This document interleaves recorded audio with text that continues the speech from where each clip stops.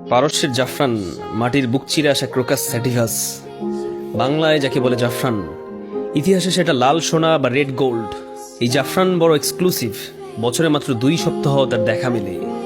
ভোরের আলো ফুটতেই তাকে তুলে নিতে হয়, সময়ের হিসেবে যা পুরো বছরে মাত্র 4%। কিন্তু এই অল্প সময়ে সে স্বাদের দুনিয়ায় এমন এক লেগেসি রেখে যায় যা 1000 টন মশলার চেয়েও বেশি দামি, রাজত্ব করে crore crore aesthetic রসনায়। Northern lights, আইসল্যান্ডের আকাশে অরোরা, বাংলায় সুমেরু প্রভা।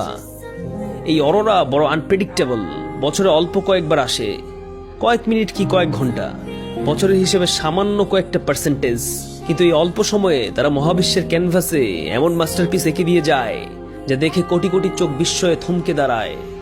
নেইমার জুনিয়র লোকটাও এমন, ভিশন প্রেশাস, অনন্য ম্যাজিক, ক্লাসিক, ভিশন এলিট, যা গত কয়েক প্রজন্মে এই একবারে রিভিল হয়েছে। আর আগামী কয়েক দশকে হয়তো এর কোনো রেপ্লিকা আসবে না, না আসবে কোনো ডুপ্লিকেট কপি। অ্যাঙ্কেলের ইনজুরি, ক্ষতবিক্ষত টিস্যু, প্লাস্টারের ব্যান্ডেজ, রিহ্যাব আর সার্জারির জটিল প্রসিডিউর তার শরীরের উপর দিয়ে বয়ে যায় বছর জুড়ে। ইঞ্জেকশনের সুই আর থেরাপিস্টের টেবিল তার ক্যারিয়ারের অর্ধেকটা জুড়েই রাজত্ব করে। তারপরেও সে অনন্য, ঠিক ওই জাফরানের বিরল ঘ্রাণের মতো। এই যান্ত্রিক ফুটবলে এক মুঠো শুদ্ধ আর্টিস্টই ঠিক ওই দার্জিলিং চায়ের মতো, যেটুকু থাকে সেটুকুর আভিজাত্যে বিবন্ন হয়ে যায় দুনিয়ার বাকি সব এনার্জি ড্রিঙ্কস কিংবা অ্যালকোহল।